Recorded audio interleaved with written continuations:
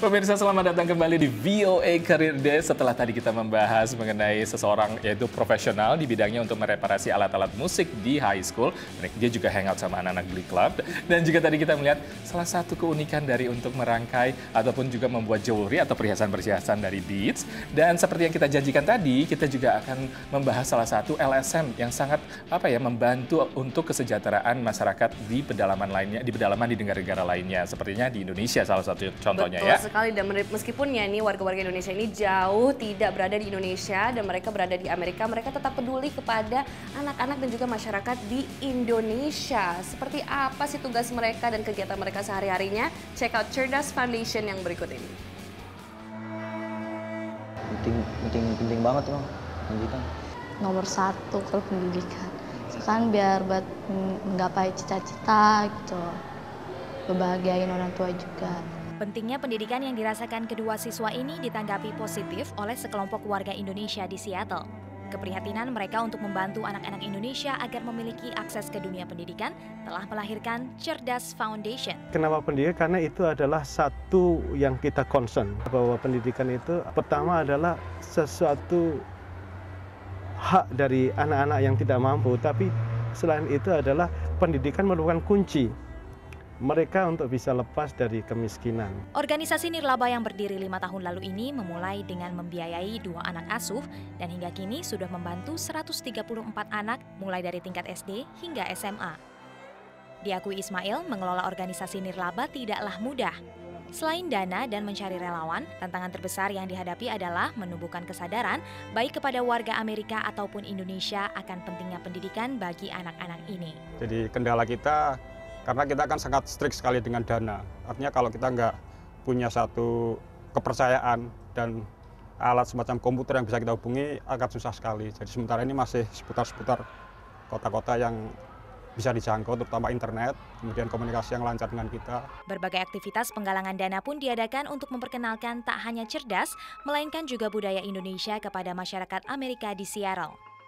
Selain itu, mereka juga memanfaatkan media sosial seperti Facebook dan Twitter. For a small organization like Cerdas, that's very important where our resources are very limited, money-wise and time-wise also, but we also with a big aspiration to grow and scale using medium like Facebook and website is very critical. Upaya yang dilakukan kini telah membuahkan dukungan. Tak hanya dari warga Indonesia, tapi juga dari perusahaan-perusahaan Amerika seperti Google, Microsoft, dan Boeing dalam hal pengumpulan dana.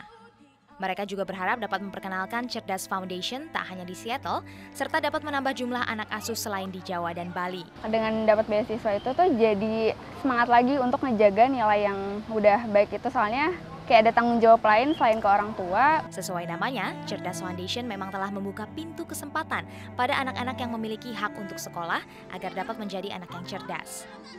Dari Seattle, Washington, Kartika Oktaviana, Alam Burhanan, Nia Iman Santoso, VOA.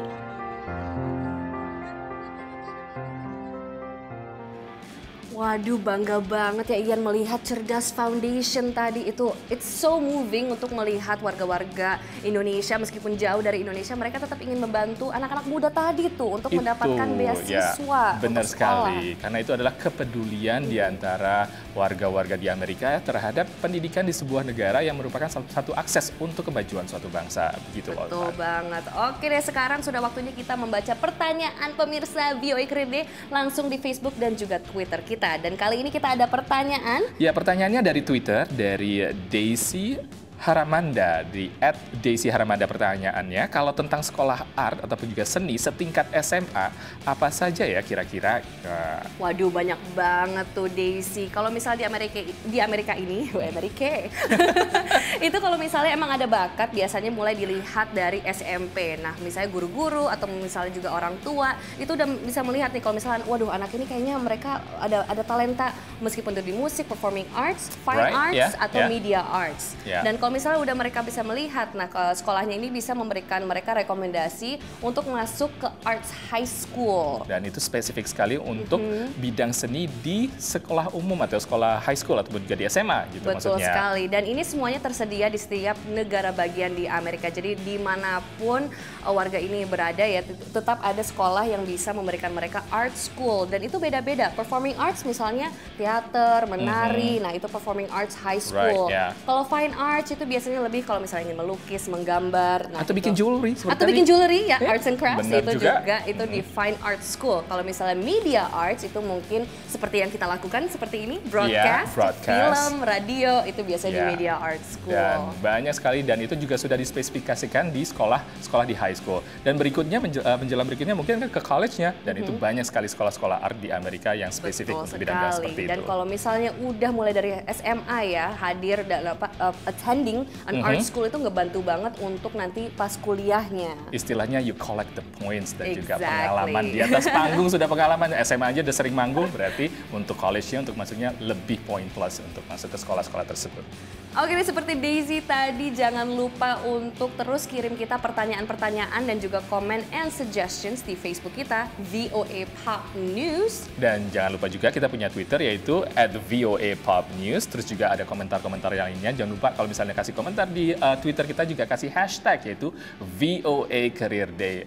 Banyak banget yang kita bahas ya tadi ya. Iya, udah gak kerasa nih 30 menit udah berlalu pemirsa. Aduh, moga-moga tadi itu bisa menjadikan inspirasi ya buat pemirsa. Apalagi kalau misalnya ada yang hobi ingin bikin jewelry. Nah, tadi kan ada idenya tuh. Atau mungkin ingin membantu masyarakat Indonesia, anak-anak muda. Tadi ada juga kan Cerdas Foundation. And guess what? We're gonna come up with more careers di episode VOA Career Day yang berikutnya. Jadi kita akan akhiri pertemuan kita kali ini. Mudah-mudahan tadi semuanya memberi inspirasi ataupun juga semangat kepada pemirsa sekalian. Jadi terima kasih, sampai jumpa. Bye-bye.